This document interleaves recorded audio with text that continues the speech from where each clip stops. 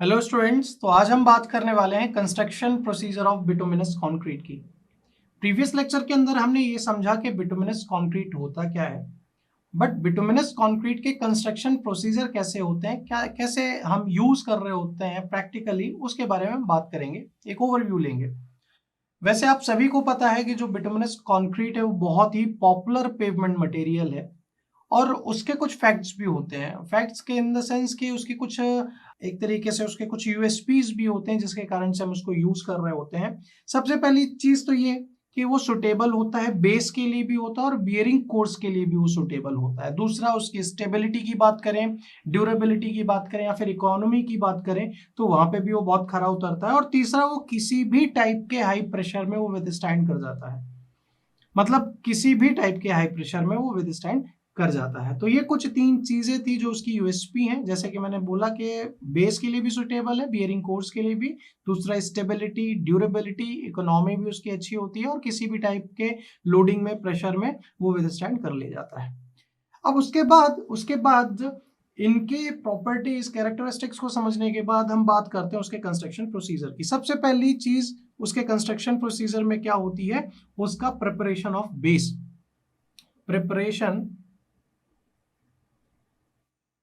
Preparation of base.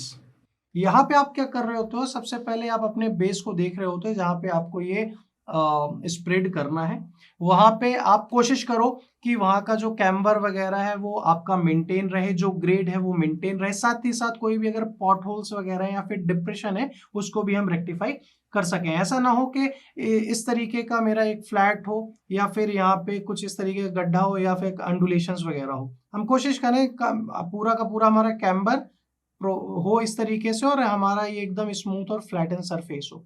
तो सबसे पहले तो हम अपना बेस देख लेंगे। दूसरा जो प्रोसीजर होता है वो टैग कोट का होता है।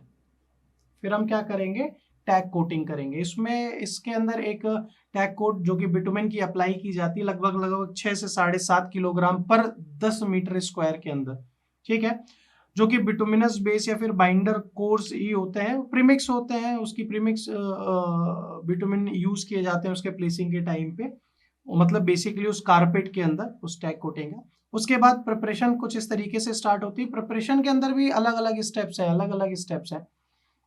जो सबसे पहली स्टेप है, सबसे पहली स्टेप नहीं बोल सकते हैं, कुछ गाइडलाइंस देख लें, स्पेसिफिकेशन देख लें, वो ये कि हमारा जो एग्रीगेट है वो क्रस्ड होना चाहिए। क्रस्ड एग्रीगेट जो है हमारा वो क्लीन होना चाहिए, स्ट्रांग होना चाहिए और ड्यूरेबल होना चाहिए। दूसरा, एग्रीगेट और जो बाइंडर है उनको अलग अलग हमें हीट करना है। एक साथ ही नहीं करना है कि हम उसको एक पैन में डाल लिए और उसको मिक्स करते चले, गर्म करते चले, नहीं, दोनों को हम इंडिविजुअली अलग अलग सेपरेटली उसको हीट अप करेंगे।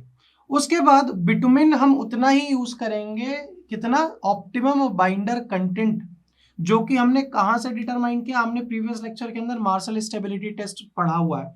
उस मार्शल स्टेबिलिटी टेस्ट से ही जो हमें ओबीसी मिलेगी, मतलब ऑप्टिमम बाइंडर कंटेंट, वही हम उसको यूज करने वाले हैं। करेक्ट है, तो ये मार्शल स्टेबिलिटी टेस्ट से मिलेगी। ये तो हमारी कोर्स एग्रीगेट की बात हो गई। जब हम फाइन एग्रीगेट की बात करेंगे तो फाइन एग्रीगेट जो है हम कैसा लेंगे, 2.36 की सीव से ये पास होना चाहिए, जबकि आपके 0.75 की सीव में ये रिटेन होना चाहिए, ये रिटेन होना चाहिए। तो ये तो हो गया फाइन एग्रीगेट की बात। उसके बाद हम रोलिंग की बात करें तो जो इनिशियल रोलिंग होती है जो कि व्हील रोलर से की जाती है वो 8 से 10 टन की जाती है। बट उसके बाद हम न्यूमेटिक या फिर टेंडम रोलर से भी करते हैं। जब सरफेस फिनिशिंग की बात आती है लगभग लगभग 8 से 12 टन का लोड हम यूज करते हैं रोलिंग के टाइम पे। तो ये कुल मिला के इस तरीके की आपकी कंस्ट्रक्शन प्रोसीजर होती है बिटुमिनस कंक्रीट की। आई होप आपको समझ में आया होगा। आज के लिए इतना ही। Thank you very much.